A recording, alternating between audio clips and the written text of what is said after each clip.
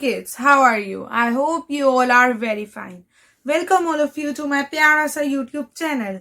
Now we are going to start part 3 of Improvement in Food Resources chapter number 15 class 9th. I hope आप सब ने सारी videos देख ली होगी, मेरे चैनल को सब्सक्राइब एंड वीडियोस को लाइक कर दिया होगा। अब हम स्टार्ट करेंगे एनिमल हस्बेंड्री से। मैंने प्लांट के सारे टॉपिक कंप्लीट करवा दिए थे पार्ट 2 तक। अब हम पार्ट 3 को स्टार्ट करेंगे एनिमल हस्बेंड्री से। क्लियर? देखो गाइस, अगर हम बात करें एनिमल हस्बेंड्री की, सो एनिमल हस्बेंड्री कुछ नहीं होता, साइंटिफिक मैनेजमेंट होता है। एनिमल हस्बेंड्री क्या बता रहे हैं? आप एनिमल के हस्बैंड हो, मतलब आप एनिमल्स की टेक केयर कर रहे हो, उनको फीड करवा रहे हो, उनको रोटी दे रहे हो, खाना दे रहे हो, केयर कर रहे हो, उनको एक शेड के अंदर रख रहे हो। So all these things are known as animal husbandry. So basically animal husbandry is the scientific management of domestic animal in an efficient manner to obtain food and other useful product from them। तो basically हम animals की take care करते हैं, उनको खाना देते हैं, उनको एक शेड के नीचे रखते हैं, क्या करने के लिए? ताकि हम उसके अंदर से प्रोडक्ट निकाल सके। ठीक है, तो सपोज ये आपका डोमेस्टिक एनिमल है, आप क्या कर रहे हो? उसको शेड के अंदर रख रहे हो, घर के अंदर रख रहे हो, इसको रोज खाना दे रहे हो, किसके लिए? ताकि आप इसके अंदर से फूड ऑब्टेन कर पाओ। तो बेसिकली डॉग से तो कोई फूड ऑब्टेन नहीं होता, लेकिन कैटल वगैरह से मिल्क जरूर ऑब्टेन हो जाता है। सो मिल्क वगैरह ऑब्टेन करने के लिए कैटल फार्मिंग करी जाती है। अगर हम बात करें कैटल फार्मिंग की, सो पर्पस क्या है कैटल फार्मिंग का? पर्पस है फॉर गेटिंग द मिल्क। ठीक है, आप कैटल फार्मिंग क्यों करते हो? आप कैटल्स को क्यों पालते हो? काउ बफेलो को पालने की क्या नीड है? ताकि आपको मिल्क मिल सके। उनका मिल्क लेने के लिए आप कैटल फार्मिंग करते हो। प्लोइंग फील्ड, ये जो कैटल्स होती है ये फील्ड्स को प्लो करने में भी काम आती है। बेसिकली क्या करती है? ये आपकी पूरी की पूरी फील्ड को प्लो कर देगी, सीड्स डाल देगी सोइल के अंदर और आपके प्लांट्स ग्रो हो जाएंगे। सो बेसिकली प्लोइंग फील्ड के अंदर भी ये काम आती है। Bull cart for transportation, and ये बुल कार्ट फॉर ट्रांसपोर्टेशन के भी काम आती है। हम ट्रांसपोर्ट करने के लिए भी इनको यूज कर सकते हैं। तो इनके 3 यूजेस है, for getting the milk, for plowing the field and for the bullock cart transportation। Clear? देखो इस तरह से होती है आपकी कैटल फार्मिंग। क्या आप देख पा रहे हो? आपको इतनी सारी कैटल्स को पाल लिया गया है। आई होप आपको भी पाला होगा, है ना? आप भी तो एक कैटल ही हो गाइस। अब हम पढ़ने जा रहे हैं टाइप्स ऑफ कैटल। कितनी तरह की कैटल होती है? 2 तरह की होती है, एक होती है काउ, एक होती है बुफेलो। काउ को हम बोस इंडिकस कहते हैं, साइंटिफिक नेम है, और बुफेलो को हम बुबैलस कहते हैं। क्लियर? इसको याद करने की जरूरत नहीं है। 2 तरह की कैटल है, एक है काउ और एक है बुफेलो।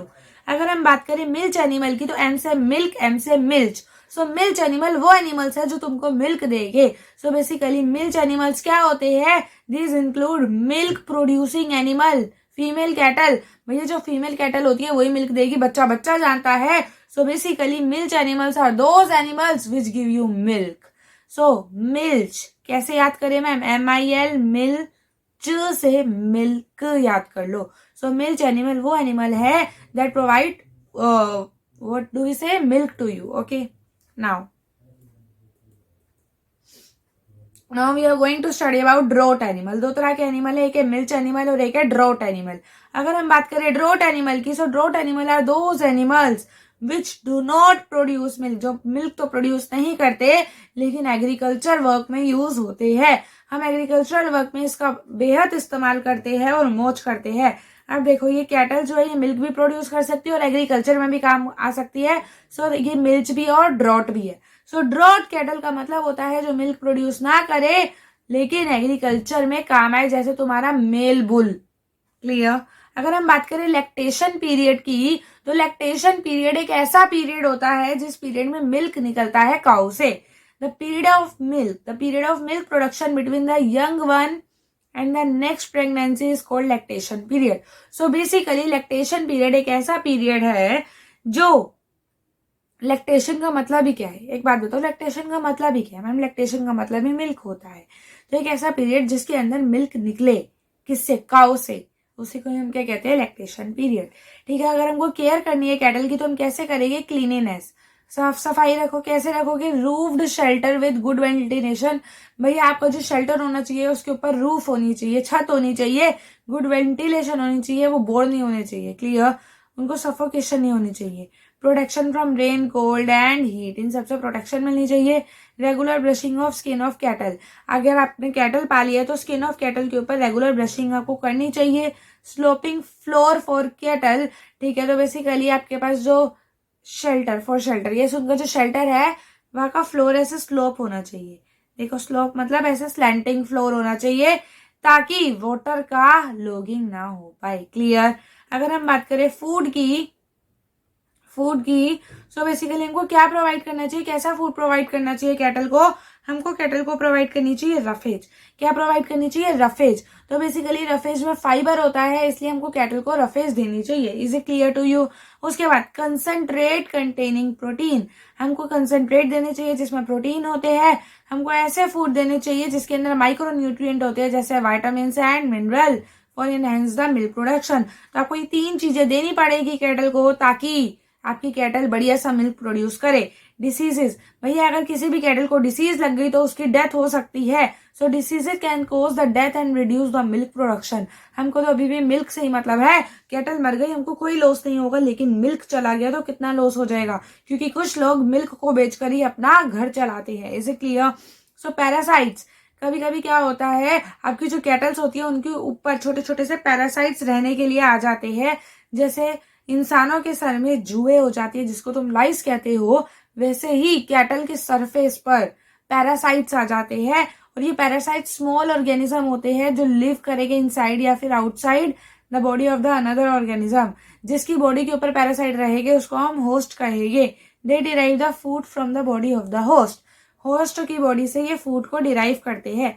अगर हम बात करें एक्सटर्नल पैरासाइट की, सो एक्सटर्नल पैरासाइट का मतलब है वो पैरासाइट जो स्किन के ऊपर रहेंगे। So external parasites are those parasites that live on the skin, ठीक है। तो skin of the cattle causes skin diseases. External parasite कैसे डिसीज करेंगे, स्किन पे रह रहे हैं तो स्किन डिसीज करेंगे। नाउ इंटरनल पैरासाइट की अगर हम बात करें तो internal parasite like worm cause the stomach and intestine problem. तो भैया इंटरनल पैरासाइट है मतलब कैटल के अंदर रहेंगे, ठीक है। तो कैटल के अंदर स्टमक में रहेगी या इंटेस्टाइन में रहेगी, तो बेसिकली ये स्टमक या फिर इंटेस्टाइन की प्रॉब्लम कोज कर देते हैं, ठीक है। फ्लूक्स कोज लीवर प्रॉब्लम, और जो फ्लूक होते हैं वो लीवर प्रॉब्लम कोज कर देते हैं। जैसे बैक्टीरिया हो गया, वायरस हो गया, इन्फेक्शियस डिसीज फैलाते हैं और वो एक कैटल से दूसरे कैटल में चली जाती है। अगर हम बात करें पोल्ट्री फार्मिंग की, तो पोल्ट्री फार्मिंग का मतलब होता है, ये देखो ये और ये आपकी पोल्ट्री फार्मिंग, ये हैन को पाल लिया गया है, चिकन को पाल लिया गया है, क्या लेने के लिए, अंडा लेने के लिए। ये देखो आपको अंडा दिख रहा है, और मीट लेने के लिए। तो बेसिकली पोल्ट्री फार्मिंग 2 पर्पज से की जाती है, या तो अंडा लेने के लिए, it is done for egg and meat. तो 2 पर्पज से हम करेंगे for taking the egg and the meat. तो they provide the protein to our diet. Basically egg and meat हमारी डाइट को क्या देते हैं मैम, प्रोटीन देते हैं। अगर हम बात करें ब्रॉयलर्स की, सो 2 तरह की चीजें होती है, एक होता है ब्रॉयलर और एक होता है लेयर, ठीक है गाइस। अगर हम बात करें ब्रॉयलर की, so birds grown for obtaining the meat, वो बर्ड्स जिनको हम ग्रो करते हैं ताकि हम उनमें से मीट निकाल पाए, उन्हीं को हम ब्रॉयलर कहते हैं। They are called broiler. They are used after the 6 to 8 week from the birth, ठीक है। तो भैया जैसे उनका जन्म हुआ 6 से 8 मंथ के बाद तुम उसको काट सकते हो और मीट ले सकते हो, इसी को हम क्या कहेंगे, ब्रॉयलर कहेंगे। एग के ऊपर लेयर होती है। So basically birds grown for obtaining egg, वो बर्ड्स जिनको हम ग्रो करते हैं ताकि हम उनमें से एग ले सके, उन्हीं को हम लेयर्स कहते हैं। तो बर्ड्स का नाम लेयर भी हो सकता है, ब्रॉयलर भी हो सकता है, डिपेंडिंग अपॉन द यूज। अगर आपकी बर्ड मीट दे रही है, so that bird is known as broiler. अगर आपकी वही बर्ड अंडा दे रही है तो that bird is known as layer. तो बेसिकली 20 वीक आपको रुकना पड़ेगा, जब तक वो सेक्सुअली मैच्योर नहीं हो जाती तब तक आपको अंडे नहीं मिलेंगे, ठीक है। तो ध्यान से सुनना, ब्रॉयलर को तो तुम्हें काटना ही है तो तुम 6 से 8 वीक तक रुक जाओ, लेकिन लेयर्स के लिए तुम्हें अंडा चाहिए तो सेक्सुअल मैच्योरिटी आने के लिए 20 हफ्ते लगेंगे। सो 20 हफ्ते बाद तुमको अंडा मिलता है। Most of the broiler and the layers are cross bred. हम क्या करते हैं, ब्रॉयलर और लेयर को ले लेते हैं और दोनों को क्रॉस ब्रीड करवा देते हैं, क्रॉस ब्रीडिंग हो जाएगी। Breeding is done. हम ब्रीडिंग क्यों करवाते हैं, फॉर द फॉलोइंग प्रॉपर्टीज। हम ब्रीडिंग इसलिए करवाते हैं ताकि हमको बढ़िया से चिक्स मिले, more and better quality of chicks, low maintenance, ज्यादा मेंटेनेंस ना लगे। Breeding is done to produce dwarf broiler. भैया ब्रॉयलर्स ड्वार्फ होने चाहिए, मतलब छोटे होने चाहिए हाइट में, मीट गिविंग बर्ड्स होते हैं। Now feeding cost is biggest expenses in poultry farm, ठीक है भैया। इनको खाना देने के लिए हमको बहुत सारे पैसे लगाने पड़ जाते हैं। Dwarf boiler need less food. Dwarf boiler को बहुत कम फूड चाहिए और 30% कॉस्ट कम हो जाएगी, तो इसीलिए हम क्या करते हैं, इन दोनों को मिला देते हैं कि ड्वार्फ बॉयलर मिले हमको। Also they can tolerate more heat. भैया जो आपके ड्वार्फ ब्रॉयलर होते हैं वो ज़्यादा हीट टॉलरेट कर पाते हैं। अगर हम बात करें फिश प्रोडक्शन की, so fish production is a great source of protein to a diet. भैया जो लोग फिश खाते हैं उनको पता होगा कि फिश खाने से कितनी बढ़िया बढ़िया प्रोटीन मिलता है तुम्हारी डाइट के अंदर। So fish provide protein to your diet, egg provide protein to your diet, meat provide protein to your diet. तो बेसिकली फिश से हमको क्या मिलता है मैम? फिश से हमको मिलेगा प्रोटीन। ठीक है, तो फिश प्रोडक्शन दो तरह की होती है। एक होती है फिन फिश प्रोडक्शन जिसको हम ट्रू फिश प्रोडक्शन कहते हैं, एक होती है shellfish production. 1 minute, let me drink water, you also have water break.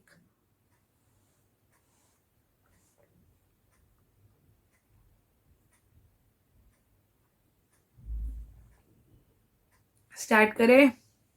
तो दो तरह की फिश प्रोडक्शन होती है, एक होती है फिन फिश प्रोडक्शन, एक होती है शेल्फ फिश प्रोडक्शन। अगर हम बात करें फिन फिश प्रोडक्शन की तो ये ट्रू फिश प्रोडक्शन है। Production and management of the cartilaginous and bony fishes. हम क्या करते हैं, सुनो मेरी बात, हाईलाइटर कहाँ गया? यस, हम क्या करते हैं फिन फिश प्रोडक्शन के अंदर कार्टिलेजियस फिश को ले आते हैं और बोनी फिश को ले आते हैं। जैसे पोमफ्रेट को ले आएंगे, ट्यूना को ले आएंगे, कोड को ले आएंगे, कैटला, प्राउन, रोहू, इस सबको हम ले आते हैं और यही सब हमको क्या देते हैं? फिन फिश प्रोडक्शन देते हैं। Is it clear? अगर हम बात करें शेल्फ फिश की, सो शेल्फ फिश का मतलब होता है प्राउन या फिर मोलस्क। ठीक है, जो हमको शेल दे गाइस। ये देखो, ये और ये आपकी है और ये क्या हो रही है मेरे बच्चों? आपकी मैम फिशिंग हो रही है। ओके, दो तरह की फिशिंग है। ठीक है, दो मोड होते हैं फिशिंग के, capture fishing, culture fishing. Capture fishing का मतलब है तुम क्या कर रहे हो, नेचुरली वाटर बॉडी में जा रहे हो, जो फिशेज रह रही है उनको वहां से निकाल रहे हो। So naturally living fishes in various water bodies are captured, this is known as capture fishing. Culture का मतलब होता है तुम देखभाल कर रहे हो फिश की और उसके बाद उसको निकाल के काट रहे हो। So fish of desired variety are cultivated in confined area with very much care to get the maximum yield. तो तुम क्या कर रहे हो, फिश को निकाल रहे हो, अपना ही बढ़िया सा पोंड बना के उसको खाना दे रहे हो, पीना दे रहे हो और फिर डिजायर्ड क्वालिटी ऑफ फिश बना रहे हो और डिजायर्ड क्वालिटी से तुमको मैक्सिमम यील्ड मिलेगा। This is also called aquaculture. हम इसको एक्वाकल्चर भी कहते हैं। और एक्वाकल्चर हम कहाँ कहाँ करते हैं? ओशियन, रिवर, लेक, पॉन्ड, इन सब जगह पे एक्वाकल्चर होता है। When it is done in ocean, अगर हम एक्वाकल्चर को ओशियन में कर दे तो इसको हम क्या कहेंगे गाइस? मैरीकल्चर कह देंगे। So what do mean by marine fishes? Marine water का मतलब ही क्या होता है? सोल्टी वाटर। सोल्टी वाटर में से फिश निकाल रहे हो, this is known as marine fishing. So marine fishing का मतलब क्या होता है? यस गर्ल्स, मैरीन फिशिंग का क्या मतलब होता है? Sea, marine fishing include fish production in ponds, river, reservoir. Popular marine fishes आ रही है, आपको याद करना पड़ेगा। पोम्फ्रेट, ट्यूना, सार्डाइन, बोमेडक, ये सब याद कर लो बच्चों, इसका कोई ऑप्शन नहीं है मेरे पास।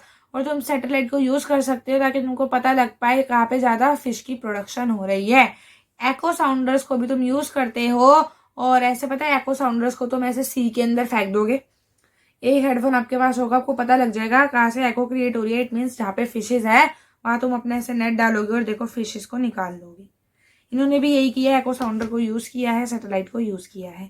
इनलैंड फिशिंग का क्या मतलब होता है? ये एक ऐसी फिशिंग होती है, एक ऐसी फिश प्रोडक्शन होती है जो हम फ्रेश वाटर में करते हैं, जैसे पोन्ड, रिवर, लेक, रिजर्व में हमने कर दिया, या फिर हम ब्रैकिश वाटर में करते हैं जैसे एस्चुरीज में हमने कर दिया। कंपोजिट फिश कल्चर का क्या मतलब होता है?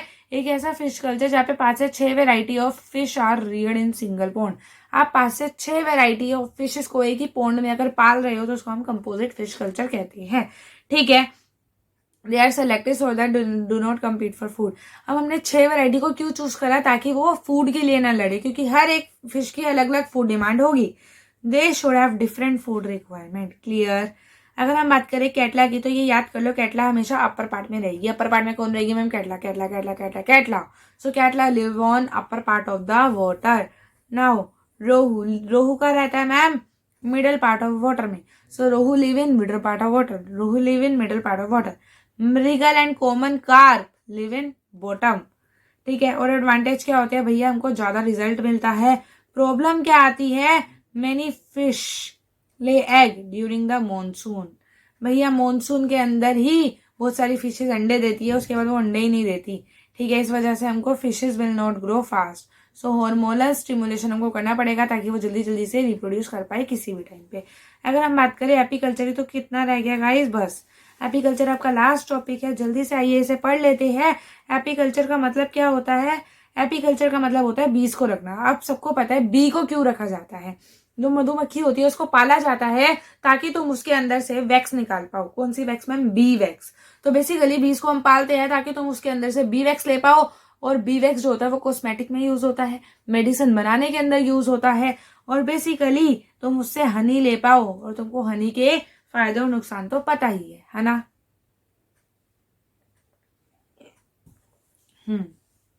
So it is the practice of keeping, caring and management of honey बीज।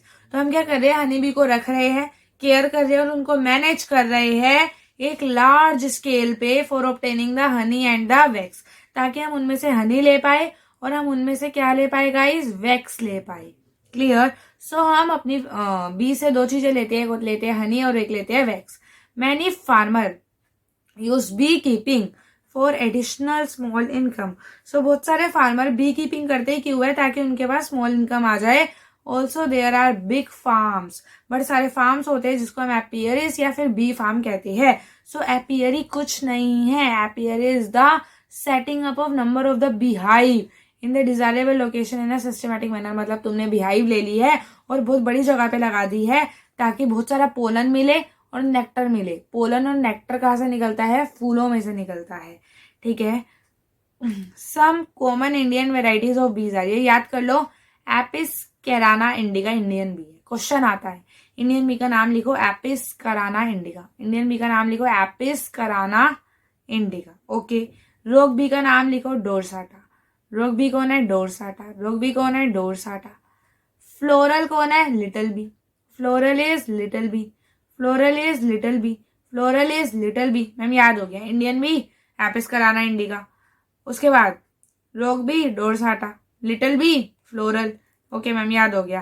अब आपके पास एक इटालियन बी है जिसको हम बोलते हैं मेलीफेरा, और हम उसको यूज करते हैं for commercial large scale production of the following things, ठीक है। हम उसमें से हाई हनी ले लेते हैं, हाई हनी कैरिंग कैपेसिटी होती है, वो जल्दी रिप्रोड्यूस करती है, स्टिंग करेगी लेस, मतलब बहुत कम काटती है, रिप्रोड्यूस जल्दी करेगी, हनी ज्यादा निकालेगी, इसलिए मेलीफेरा का यूज होता है।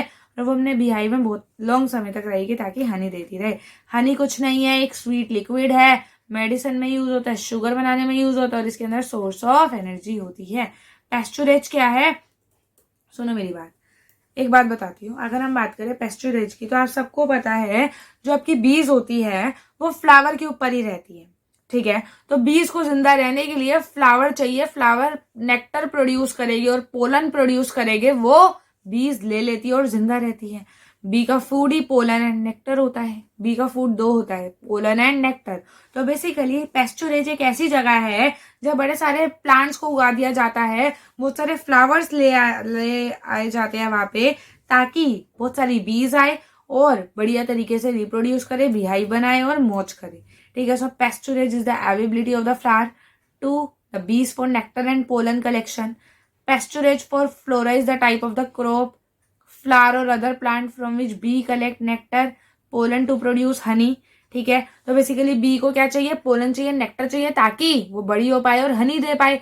सो बी को सेटिस्फाई करने के लिए एक गार्डन के अंदर फूल उगाए जाते हैं ताकि बीज उसके ऊपर फीड करे और हनी प्रोड्यूस करे अपनी बिहाइव में जाके। So that is known as pasturage, ठीक है। ये अफेक्ट करेगा quality and quantity of honey. अगर बी अच्छे से खाना खाएगी तो अच्छा हनी मिलेगा, और बी बेकार खाना खाएगी तो बेकार हनी मिलेगा, okay. So almond Honey of the Kashmir is very tasty, ये एग्जाम्पल लिखा हुआ है।